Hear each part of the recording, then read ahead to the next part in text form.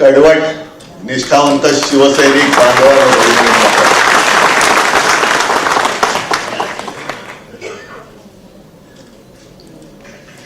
मला तुमच्याकडे बघताना एक समाधान होतंय.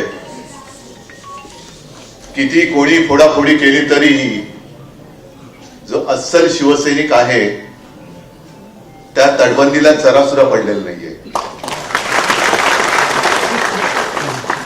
संजय राऊत यांनी आपलं भाषण केलेलं आहे, मार्गदर्शन केलेलं आहे आणि बोलताना 2-3 गोष्टी संजय आपण बोलला त्याचा उल्लेख जरा गमतीने करावासा वाटतोच. पहिला उल्लेख म्हणजे पंतप्रधानांच्या गंगास्नानाचा. कारण त्यांनी बुलेट प्रूफ जॅकेट घालून गंगास्नान केलं असं म्हणतात. मला आठवलं कोणे एकेकाळी मनमोहन सिंगजी पंतप्रधान होते तेव्हा हेच बोलत होते की हे रेनकोट घालून आंघोळ करतात. आता ते रेनकोट घालून आंघोळ करायचे, हे बुलेट प्रूफ जॅकेट घालून गंगा स्नान करतात. ठीक आहे, आनंद आहे. भाविक असतील, श्रद्धाळू असतील, त्यांच्या भावनांना किंवा श्रद्धेला मी काही तडाखा मारत नाही. पण गंगेत डुबकी मारताना आपला रुपया सुद्धा डुबतोय याच्याकडे सुद्धा त्यांचं लक्ष असलं तर बरं. आम्हालाच तुम्ही सांगितलं की कव्हरवरचा हात तुमचा आहे, नक्कीच असणार तो. कारण ज्याच्या हातामध्ये शिवबंधन आहे तो शिवसैनिक कधी इकडे तिकडे जाऊ शकत नाही. आणि मी अनेकदा बोललेलो आहे की लढण्यासाठी तलवार लागते, तलवार पकडायला मजबूत मनगट लागतं, पण त्याही पेक्षा महत्वाचं म्हणजे मन लागतं.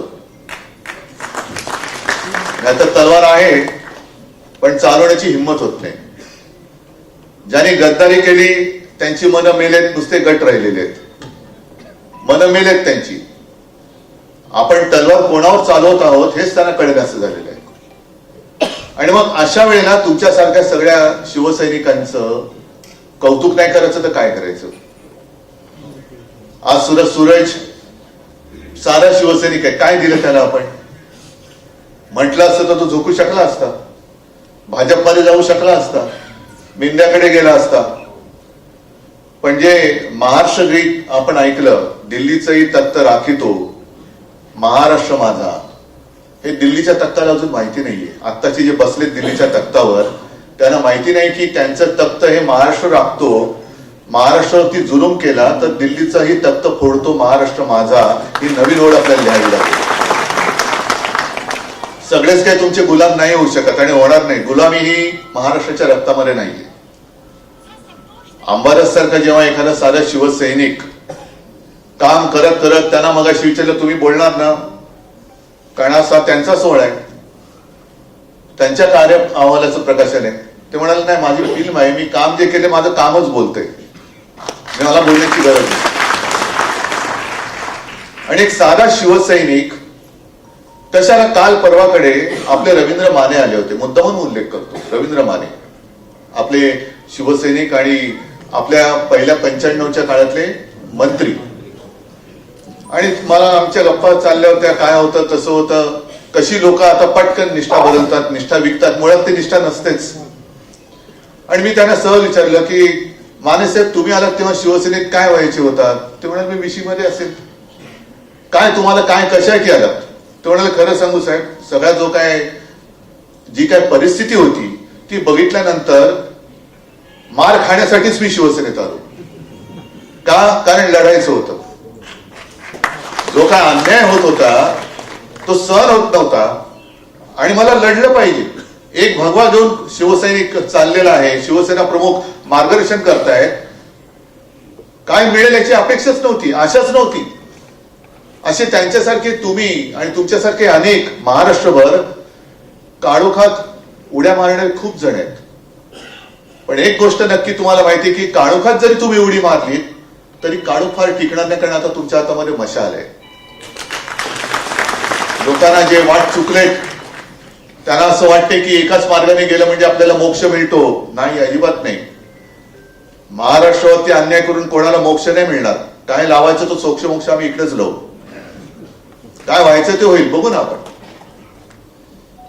आणि ही जी काही सगळी परिस्थिती आहे, आज संजय आपण सकाळी राहुल गांधींनी पत्रकार परिषद घेतली, मला पूर्ण बघायची, पूर्ण व्यवस्थित त्यांनी तो त्यांचं ते जे काही ढोंग आहे बहुमताचं ते फाडून टाकलेलं आहे.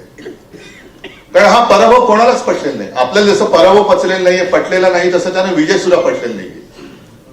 कारण एवढं बहुमत मिळालं तरी सुद्धा मुख्यमंत्री कोण हे ठरवायला 1 महिना लागला. मुख्यमंत्री झाल्यानंतर कोणाला काय मिळणार, वाटा तुझा वाटा किती, माझा वाटा किती, त्याच्यानंतर पालकमंत्री पदावरून ठरत नाहीये काही ठिकाणची. ही सगळी खेचाखेची करणं, याला तुम्ही बाळासाहेबांचे विचार म्हणता आणि बाळासाहेबांचे विचार मानता. मी 23 जानेवारीच्या सभेत जे बोललो होतो की आपले जे हे लाचार सेनेचे जे प्रमुख नेते आहेत, लाचार सेनाच आहे. अरे नेता कसा असला पाहिजे की बघितल्यानंतर प्रेरणा आली पाहिजे. हे कुठले नेते? हा म्हणजे डोकं नाहीच आहे, मग दाढी खालवायची. यांच्याकडे बघून कोणाला प्रेरणा मिळत असेल तर जा बाबा, तुझं भलं हो, भलं हो. पण प्रत्येक वेळेला काही झालं की ते मी 23 जानेवारीला म्हटलं होतं ना, रुसूबाई रुसू, गावात जाऊन बसू, डोळ्यातले आसू आता लागले दिसू, ही आता त्यांची हालत झालेली आहे. आणि आज सुद्धा जी काय बातमी सकाळी एकदम सोडून दिली होती की शिवसेनेचे 6-7 खासदार फुटणार. बघा ना, हिंमत असेल तर फोडून दाखवा, फोडून दाखवा. पण आता शिवसैनिकाच्या संयमाचा अंत बघू नका, कारण फोडाफोडी करायला लागला तरी तुमचं डोकं फुटेल. आणि माझं तर आव्हान आहे, फोडाफोडी करायची असेल ना तर सरकारी यंत्रणा बाजूला ठेवा, पोलीस बिलीस बाजूला ठेवा, ईडी, इन्कम टॅक्स, सीबीआय बाजूला ठेवा, आणि हिंमत असेल, मार्गाची अवलाद असेल तर माझा एक तरी शिवसैनिक फोडून दाखव. एक तरी शिवसैनिक फोडून दाखव. पण पैशाची आमिषं दाखवायची, अटकेच्या भीती दाखवायची, ईडी, इन्कम टॅक्स, सीबीआयच्या भीती दाखवायची. अरे कसले तुम्ही मर्द, नामर्दाची अवलाद, नकली बापाची अवलादी. संजय राऊत बोलले की बरोबर आहे, हे नकली बापाची अवलाद आहे. कारण हिंमतच नाहीये. आज संपूर्णपणे देश नाचवून टाकतायत. जे आपल्याला वाटलं होतं की काँग्रेस नको, तेव्हा तो विचार होताच. पण जेव्हा देशाच्या मुळावर कोण येत असेल तर मग देशहितासाठी, देशाला वाचवण्यासाठी आम्ही तर उभे आहोत. पण आमच्यासोबत जे कोणी येत असतील येऊ द्यात, पण आम्ही पहिलं देशद्रोह्यांना पहिलं गाडू. सत्तेसाठी, सत्तेच्या साठमारीमध्ये जी लोकशाही तुम्ही मारताय, लोकशाहीचा तुम्ही खून करता आहात, त्या खुन्यापासून माझ्या देशाला आम्ही नाही वाचवणार तर दुसरं कोण वाचवणार? दिल्लीचं तख्त राखतो म्हणजे काय करतो महाराष्ट्र? प्रत्येक वेळेला हिमालयाच्या मदतीला महाराष्ट्र धावतो म्हणजे काय करतो महाराष्ट्र नेमका? त्या डोंगराच्या बाजूला काही डोंगर जाऊन नाही उभा राहत. हे प्रतीक आहे. हिमालय म्हणजे आपला देश आणि देशाच्या मदतीला सह्याद्री धावतो म्हणजे तुम्ही आम्ही, आपली महाराष्ट्रात जन्मलेली ही मराठमोळी माणसं ही जाऊन तिकडे देशाला वाचवतात. अगदी 92-93 साली सुद्धा त्यावेळेला जे काही झालं होतं, जातीय दंगली झाल्या होत्या हिंदू मुसलमानांच्या, मुंबई कोणी वाचवली? शिवसैनिकांनी वाचवली. मग मराठी माणूस हा हिंदू नाहीये. हिंदुत्व सोडलं दाखवा ना मला, एक उदाहरण दाखवा की मी जे हिंदुत्व सोडलेलं आहे. मराठी माणसाला कोणी हिंदुत्व शिकवायच्या फंदात पडू नये. आणि हे मी वारंवार का सांगतोय? कारण त्यांच्याकडनं वारंवार ज्या अफवा पसरवल्या जात आहेत त्या अफवानं आपल्याला हे तोडावंच लागेल. आज सुद्धा राहुल गांधींनी पत्रकार परिषद घेऊन मतदार संख्या कशी वाढले, एकूण 5 वर्षात 32 लाख आणि 5 महिन्यामध्ये 40 लाख शक्य आहे. मग मतदार आले कुठून? आणि त्याच्यावरची प्रतिक्रिया आपल्या मुख्यमंत्र्यांनी दिली की प्रत्येक वेळेला चुटकुला, बरोबर ना रे? न कुठे उतार आणि कुठे माहित नाही, चुटकुला म्हणजे तोच विनोद जर का परत सांगितलं तर कोणाला हसायला येत नाही. तुम्हाला लोकशाहीची तुम्ही जी काही हत्या केली ती थट्टा वाटते, तो विनोद वाटतोय. ईव्हीएम मुळे ह्या आमचा आक्षेप आता आजच्या पत्रकार परिषदेत ईव्हीएम हा नव्हताच. तुम्ही ज्या बोगस पद्धतीने मतदार घुसवलेत आणि आज तुम्ही जवळपास संपूर्ण महाराष्ट्रात इकडे आलेला असाल, पदाधिकारी, जिल्हा प्रमुख, मी तुम्हाला जे वारंवार सांगतोय की गटप्रमुख, परत तेच तुम्ही म्हणाल की आहोत तुम्ही घरी सुद्धा सांगितले, इथे सुद्धा सांगितलं, कारण तेच कारण आता समोर होते. कारण फार वर्षांपूर्वी सेशन आपले निवडणूक आयुक्त होते, मुख्य निवडणूक आयुक्त महाराष्ट्रामध्ये आले होते. मंत्रालयात त्यांनी सर्व पक्षांची एक मिटिंग घेतली. मला वाटतं देसाई साहेब तुम्ही असाल, पण मी सुद्धा आलो होतो. मनोज जोशी वगैरे असतील सोबत, सगळे शिवसेना नेते, आणि आम्ही शिवसेनेच्या वतीने तिकडे गेलो. मंत्रालयात भेट झाली. मग त्यांनी काय करायला पाहिजे, काय करायला नको, ह्या सगळ्या गोष्टी सांगितल्यानंतर चहा पाण्यासाठी आम्ही जेव्हा बसलो तेव्हा मला बाळासाहेबांनी सांगितलं होतं की त्यांना मुद्दामून सांग की माझ्या देशात बांगलादेशी मतदान कसा करू शकतो. मी त्यांना विचारलं की शेषन साहेब हे तुम्ही सांगितलं फार छान आहे, पण मुळामध्ये दुसऱ्या देशातला मतदार बांगलादेशी हा माझ्या देशात येऊन, माझ्या राज्यात येऊन, माझ्या शहरात येऊन मतदान कसा करू शकतो, तिकडे तुम्ही काय करता. त्यांनी माझ्याकडे बघितलं आणि मला म्हणाले की एक काम कर, तू त्यांना रेशन कार्ड द्यायचं थांबव. तू म्हणजे राज्य सरकार, मी नाही तर उद्या परत बातमी आहे उद्धव ठाकरे बांगलादेशांना रेशन कार्ड देतात म्हणून, आणि हे वाक्य तोडून हे सुद्धा फिरवतील. ते एवढे नीच आहे बिनबापाचे.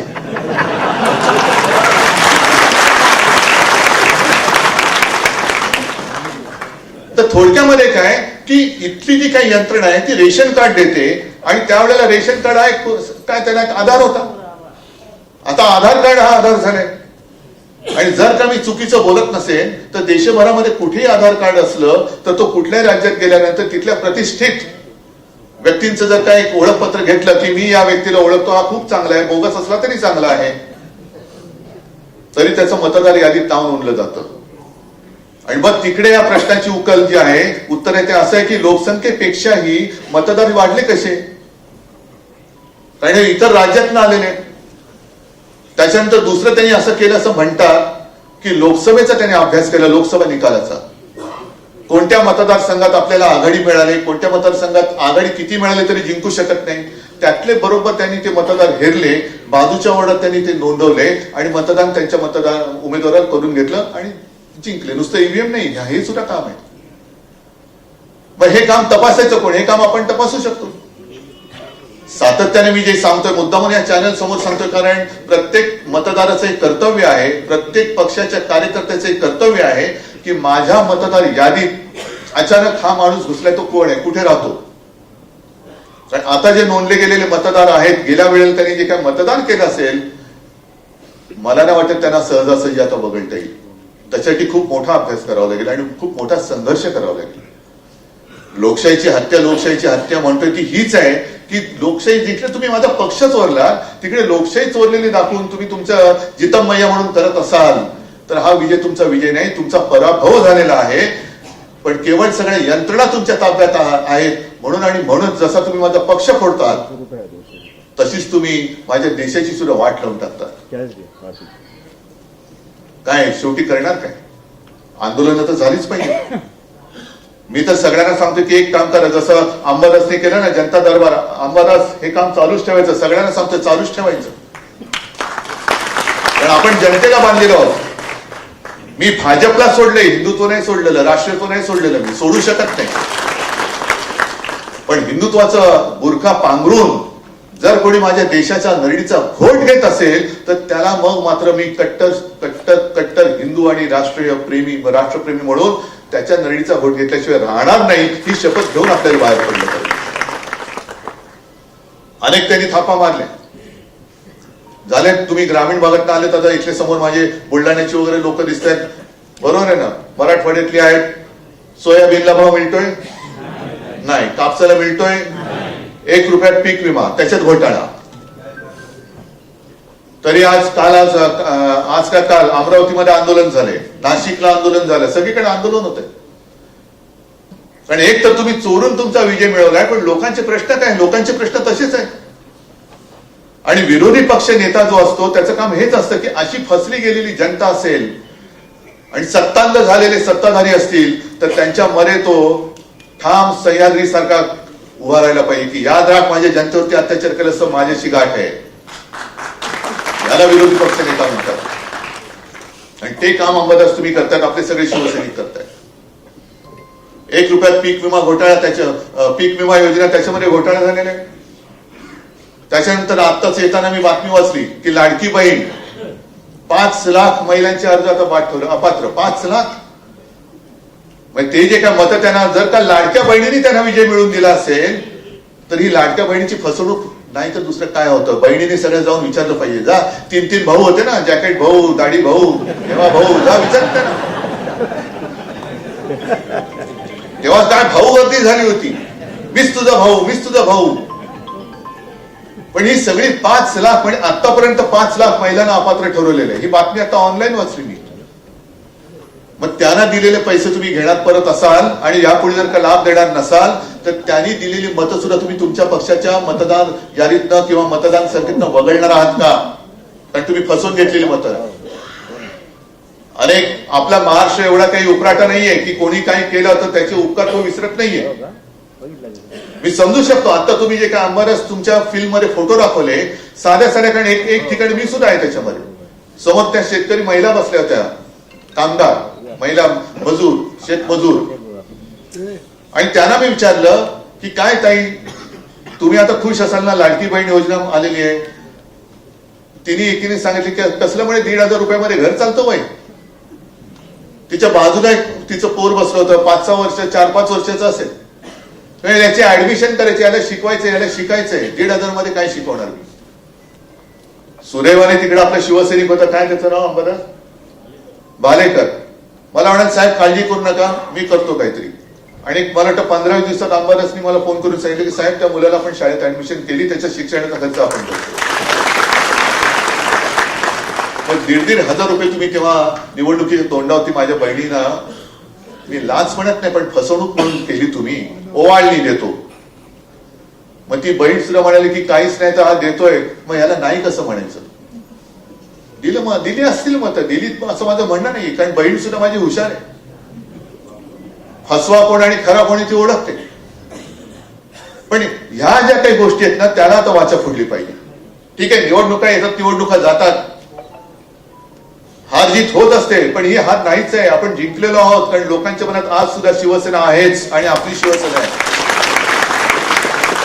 आणि यांना काय वाटतं, जे गद्दार झाले त्या गद्दारांना सांगू इच्छितो, अरे तुम्हाला तानाजी मालुसरे नाही होता आलं, शिवाजी महाराज तर सोडूनच द्या, बाजीप्रभू देशपांडे नाही होता आलं, पण खंडोजी खोपडे व्हायला सोपं असतं. ते खंडोजी खोपडे तुम्ही झाला, सूर्याजी पिसाळ तुम्ही झालेला आहात. आणि लोकसभा निवडणुकीच्या वेळेला ओमराजेंनी एक चांगलं भाषण माझ्यासमोर केलेलं. ओमराजे म्हणाला की सूर्याजी पिसाळ नाव घेतलं आपण काय म्हणतो, खंडोजी खोपडे. त्याने 400 वर्ष झाले तरी सुद्धा गद्दारीचा शिक्का पुसला जात नाही. यांनी काल केलेली गद्दारी यांचा शिक्का कधी पुसला जाणार? शेवटी इतिहास म्हणून इतिहासात तर यांना जागा मिळणारच नाही म्हणा, पण गद्दार म्हणूनच यांची नोंद होणार आहे, तोतये म्हणूनच नोंद होणार आहे.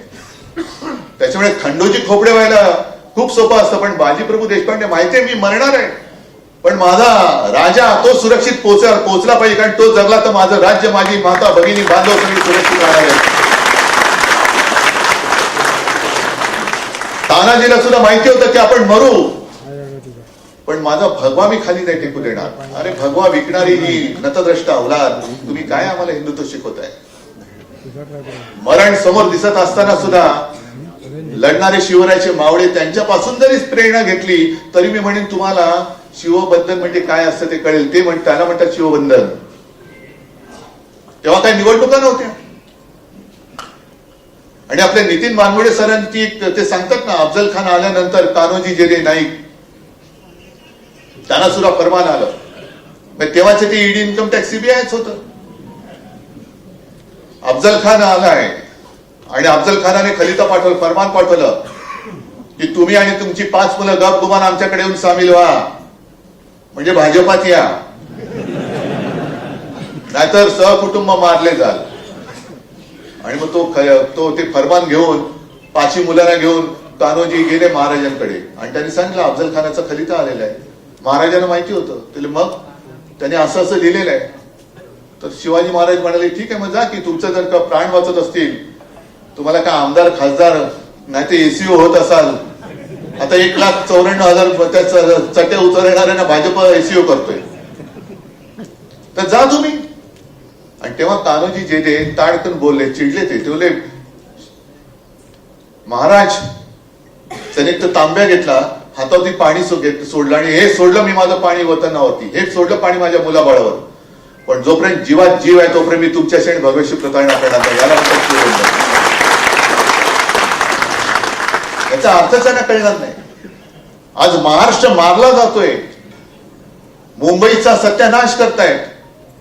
जे गेले वर्ष दीड वर्ष मी बोलतोय, आदित्य बोलतोय, सगळे बोलतायत की आपल्या मुंबईला, जी मुंबई अभिमानाने आपण सांगतो की माझ्या देशाची आर्थिक राजधानी, त्या देशाच्या आर्थिक राजधानीला आता भिकेचे डोहाळे लावले त्यांनी, भिकेचे डोहाळे. संपूर्ण देशात सर्वाधिक कर संकलन करणारं जर का राज्य आणि शहर असेल तर ती आपली मुंबई. जवळपास 35 ते 37% कर संकलन जे काय दिल्ली केंद्र सरकार करतात ना तिकडे बसून, हे त्यातलं एकटी मुंबई 35 ते 37% कर ही आपली एकटी मुंबई देते. आणि अभिमान आहे मला.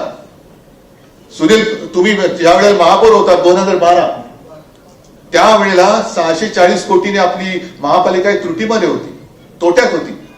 मग 2012 ते आता जेव्हा महापालिका विसर्जित होत होती तोपर्यंत संपूर्ण महापालिका सलग जेव्हा शिवसेनेच्या ताब्यात होती तेव्हा 92,000 कोटीच्या मुदत ठेवी किंवा फिक्स डिपॉझिट आपण केलं होतं. हा कोस्टल रोड जो केलेला आहे ते यांचं कोणाचं नाही. ना मोदींचा एक पैसा आहे, ना देवेंद्र फडणवीसांचा एक पैसा आहे, ना गद्दाराने एक पैसा टाकलाय. तो आपल्या मुंबई महापालिकेने टाकलेला पैसा, त्याच्याच केलेला काम. 90,000 कोटीच्या ठेवी असलेली महापालिका आता त्या ठेवी त्यांनी 80,000 कोटीवर आणल्या. मधल्या 1-1.5 वर्ष, 1 वर्षापूर्वी आपले माननीय पंतप्रधान येऊन गेले आणि त्यांनी सांगितलं बँक में पैसा रखकर विकास नाही होता जी. पण आता जो काय विकासाच्या नावाखाली भ्रष्टाचाराचा धुरळा उडालेला आहे, एक तर 92,000 कोटीच्या 80,000 कोटीपर्यंत आणल्या, आणखीन ते खाली जाणार. पण त्याच्या समोर जवळपास 2,30,000 कोटीपेक्षाही जास्त देणी या नादान सरकारने करून ठेवलेले, 2,30,000 कोटी. आणि मी जर का चुकत नसेल तर सुनील तुम्ही सांगा, दरवर्षी आपल्या मुंबई महापालिकेचा जो काय महसूल आहे तो 40,000 कोटी आहे. त्यातला 30,000 कोटी हा आस्थापनावरती जातो, पगार बिगार सगळ्या याच्यावरती. म्हणजे आपल्या विकासाला 10,000 कोटी मिळतात. आधीच 1.25 लाख 2.5 लाख कोटी यांनी जर का देणं करून ठेवलं असेल तर मोजा ना तुम्ही, पाडा मोजा. 10-1-10, 10-2-20, 10-3-30, जवळपास 23 वर्ष या आजच्या कामाची देणी मुंबई महापालिका फेडत बसेल. कोणी केले हे पाप? कोणाच्या खिशात पैसा गेला? बैंक में पैसा रखकर विकास नहीं होता है तो फिर क्या कॉन्ट्रैक्टर के जेब में पैसा डालकर विकास होने वाला है? अदानीच्या घशात मुंबई घालून विकास होणार आहे? आज सुद्धा आणखीन एक बातमी आहे की धारावीच्या पुनर्विकासासाठी जेवढी जमीन पाहिजे त्याहीपेक्षा अधिक जमीन आणखीन अदानी मागतायत. द्या. त्यावेळेला इंग्रजांच्या काळामध्ये मुंबई आंदण दिली होती, आता तुम्ही अदानीला आंदण देतात. लढणार कोण? उभा कोण राहणार? आणि म्हणून शिवसेनेच्या मुळावरती घाव घालण्याचा प्रयत्न ते करतायत. कारण त्यांना माहिती आहे शिवसेना आहे आणि ज्या शिवसेनेचं प्रमुख पद आहे ना उद्धव बाळासाहेब ठाकरेकडे आहे. बाळासाहेब ठाकरे यांचा पूर्ण इतिहास तुम्हाला माहिती आहे. बाळासाहेबांच्या वडिलांचा इतिहास तुम्हाला नसेल माहिती तर सांगतो की संयुक्त महाराष्ट्राच्या चळवळीमध्ये पहिले 5 जे नेते होते त्याच्यात माझे आजोबा होते, प्रबोधनकार केशव सीताराम ठाकरे. त्यावेळेला तेही तुरुंगात गेले होते. आणि अशा घरात जन्मलेला माणूस जोपर्यंत तुमच्या समोर ठामपणे उभा आहे तोपर्यंत मी मुंबई तुम्हाला गिळायला देणार नाही, म्हणजे नाही अजिबात. आणि म्हणून उद्धव ठाकरेला एकटा पाडा. मराठी माणसाची ताकद, बटेंगे तो कटेंगे, हे आपल्याला वाटलं हिंदू मुसलमान नाही, आपल्या मराठी माणसात त्यांनी लावली ही कलागती. म्हणजे चांगल्या संस्था आता मुंबई महापालिका तोडून टाकली, फोडून टाकली. जवळपास हॉस्पिटल्स आता त्याचं खाजगीकरण करायला चाललेत. महापालिकेचे हॉस्पिटल्स आहेत, राज्याचे हॉस्पिटल्स. मग भगवतीचं करणार का? चालत नाही, चालू शकत नाही. मग साधा माझा प्रश्न आहे, महापालिकेचे हॉस्पिटल चालत नाही म्हणून जर का खाजगीकरण करत असाल तर उद्या महापालिका नाही चालत, मग ती अदानीला दिली तर? नाही बाबा, महापालिका चालत नाही कारण आधीच 2.5 लाख कोटींचं डोक्यावरती ओझं आहे, आम्ही नाही करू शकत, देऊन टाका अदानीला. त्या महापालिकेच्या ऑफिसमध्ये काय अदानी बसणार तिकडे? आणि अशा वेळेला आपलं काम आहे. शिवबंधन काय असतं हे शिवबंधन नुसतं हातात असून चालत नाही. शिवबंधन हृदयात पाहिजे. आणि शिवबंधन म्हणजे या मातीशी आणि आपल्या मातीशी बंधन, त्याला मी म्हणतो शिवबंधन. ते खरं शिवबंधन. आणि मग परत एकदा जेव्हा 1966 साली शिवसेना प्रमुखांनी जो आपल्याला एक मंत्र दिला, मराठा मराठेतर, ब्राह्मण ब्राह्मणेतर, 96 कोळी 92 कोळी स्पृश्य अस्पृश्य, घाटी कोकणी असे सगळे भेदाभेद गाडून मराठी माणसाची भक्कम एकजूट बांधा. याला म्हणतात महाराष्ट्र धर्म. आणि हा महाराष्ट्र धर्मच हिंदुत्वाला वाचू शकतो, देशाला वाचू शकतो. आणि हेच तर खरं शिवबंधन आहे. आणि म्हणून तुम्हाला त्या शिवबंधनाची एक जाणीव करून देण्यासाठी अंबादास तुम्ही तुमच्या कार्यक्रमाचं नाव शिवबंधन ठेवलं, त्याच्याबद्दल तुमचं मी खास अभिनंदन करतो. आणि आज जरी माझ्या हातामध्ये काही नसलं देण्यासारखं, तरी हीच तर खरी शिवसेना आहे. जे शिवसेना प्रमुख बोलले होते ते आता आपल्याला राजकारणात करायचंय. नोकऱ्या मागणारे होऊ नका, नोकऱ्या देणारे व्हा. पद मागणारे होऊ नका, पद देणारे व्हा. कारण यांचं आयुष्य जे आहे मेंढ्यांचं, अरे काजवा जरी एवढा असला तरी स्वयंप्रकाशित असतो. हे स्वयंप्रकाशित कुठे? यांच्या तिकडनं टॉर्च मात्र तोपर्यंत दिसत आहेत. दिल्लीतनं टॉर्च बंद झाला की अंधारात कुठे जातील कळत नाहीत. आणि मग त्यांच्या बरोबर जे गेलेले आहेत त्या ताळोखात काय चेंगराचेंगरी होईल काय कळणार नाहीये. यांचं भवितव्य फार बिकट आहे. त्यांना बाकी म्हणजे मी म्हणतो ना की पुण्यामध्ये तो कुठला आता एक तो रोग पसरतोय जीबीएस, बरोबर ना? कशामुळे पसरतोय? दूषित पाणी. कोण जबाबदार? उत्तर द्यायला कोण आहे? महापालिका आहे. महापालिका विसर्जित झाले, महापौर नाहीये. तुम्ही जे काय मागे म्हणायचं स्टँडिंग की अंडरस्टँडिंग, अहो तुमच्याकडेच ती पुणे महापालिका होती, भाजपकडेच होती. जा तुम्ही त्या नगर विकास खात्यात जे काय तिकडे जे धेंड बसवले ना त्याला विचारा, जा काय मिळालं नाही का तू गावात जाऊन बसतो आणि रेडा कापतोस. पुणेकरांना दूषित पाण्यातला रोग होत आहे. कोण जबाबदार? कोण? मंत्री नाही तर दुसरा कोण असणार आहे? कारण तुम्ही महापालिका ठेवलेलीच नाहीये. पण हे जाब नाही विचारायचे. पण आम्हाला काय मिळालं तर आम्ही खुश, नाहीतर रुसूबाई रुसू. हे रुसूबाई रुसू सोडा. कारण जर जनता पेटली तर तुमच्या घरात घुसू हे जनता म्हणेल उद्या. अशा पद्धतीने हा जो काय कारभार चाललेला आहे त्या कारभाराला जर उत्तर द्यायचं असेल तर हातामध्ये शिवबंधन आणि भगवा घेऊनच आपल्याला उतरावं लागेल. बाकी बोलण्यासारख्या अनेक गोष्टी आहेत. सगळ्याच गोष्टी काय आज मी बोलणार नाही, कारण आजचा मुख्य कार्यक्रम अंबादासच्या अहवालाच्या प्रकाशनाचा आहे. आणि असं अहवाल प्रकाशन करणारे मला वाटतं शिवसेना हा एकमेव पक्ष असेल. नगरसेवक प्रकाशन करतात, शाखा प्रमुख करतात, विभाग प्रमुख करतात. दुसऱ्या पक्षामध्ये कार्यच नाही, अहवाल कसला देणार? तर असेच तुम्ही शिवसेना प्रमुखांचे कट्टर सच्चे शिवसैनिक, निष्ठावंत शिवसैनिक काम करत राहा आणि महाराष्ट्र रक्षणासाठी सज्ज राहा. एवढंच सांगतो आणि आपली रजा घेतो. जय हिंद, जय महाराष्ट्र. धन्यवाद साहेब.